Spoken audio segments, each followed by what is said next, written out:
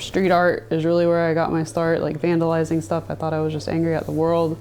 So getting clean and sober, like my focus was so on, I just don't want to get high, but it detached me from that emotional part of myself, because it's like I couldn't feel those things and be sober at the same time.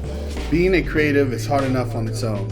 The depth of our feelings and overactive nature of our minds resonates with a powerful force within that not only inspires but demands that we create. Now combine and contain this inner storm within an individual who is desperately maintaining recovery to live, and you have a powerful healer who needs support and space to create. This series is about creatives in recovery, how to harness your creative mind, and maybe even enjoy living free from substances and being service to others.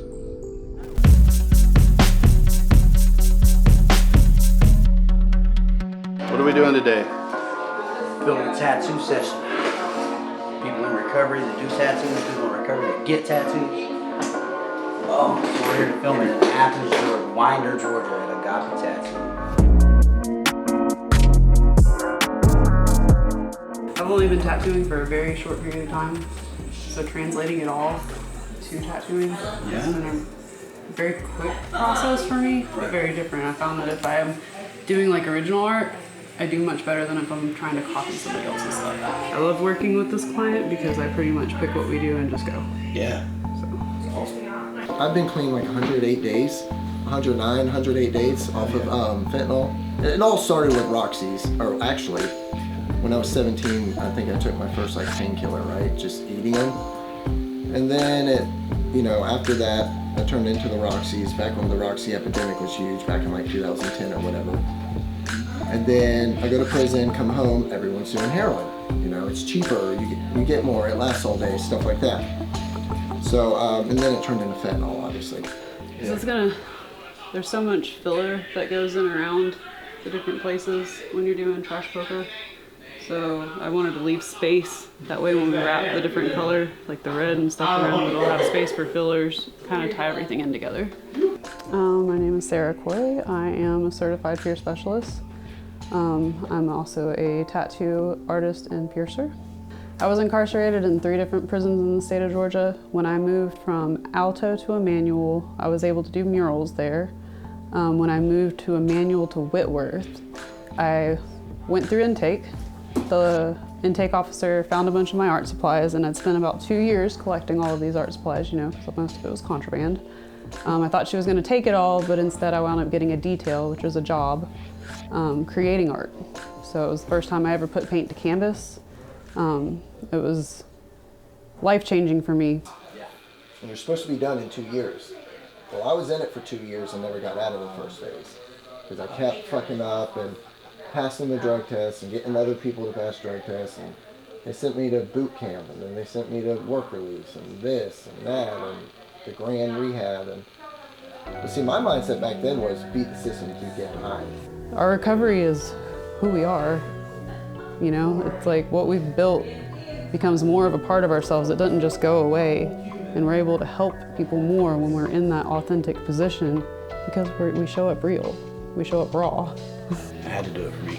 Yeah, that's exactly what I know. If I don't do it for myself now, I can't be there for my family or anybody else. I think I was only clean for like maybe 3 weeks and came in here, and I think the 4th week was when Sarah tattooed me, and we were just talking, and it just came out.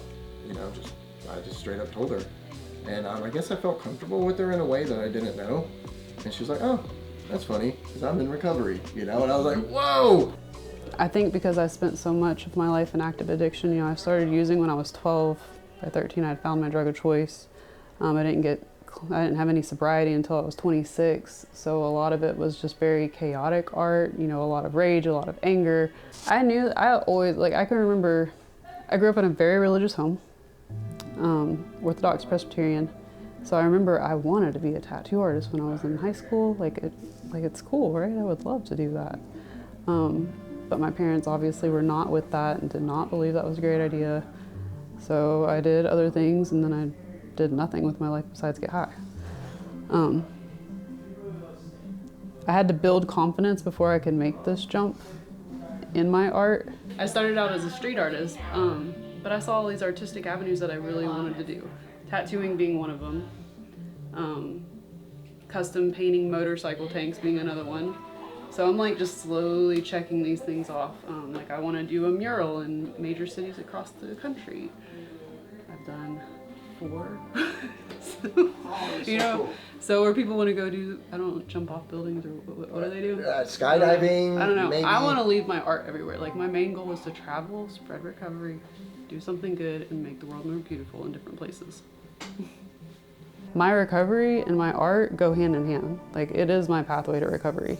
It's not everybody's, but for me, like that's the one critical piece. If I stop creating, I'm not okay. I'll walk around and always remember my friend, the tattoo artist. You know what I mean? Or the artist, you know? And, you know, no matter where we are in life, you know, 20, 30 years from now.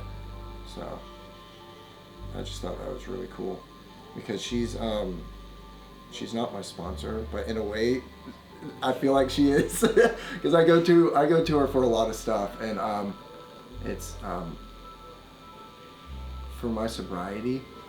It was exactly what I needed that I didn't know I needed at all of this time. So it's been really cool, really, really good. Connection is the opposite of addiction, right? So I guess what I'm trying to say with that, if you're struggling and you want to create to the most extreme, like find your connection. It's like that lifeline, right? If I have that one person that I know can see me where I'm at, which is usually another creative, because who else can see the world the way we see it, right?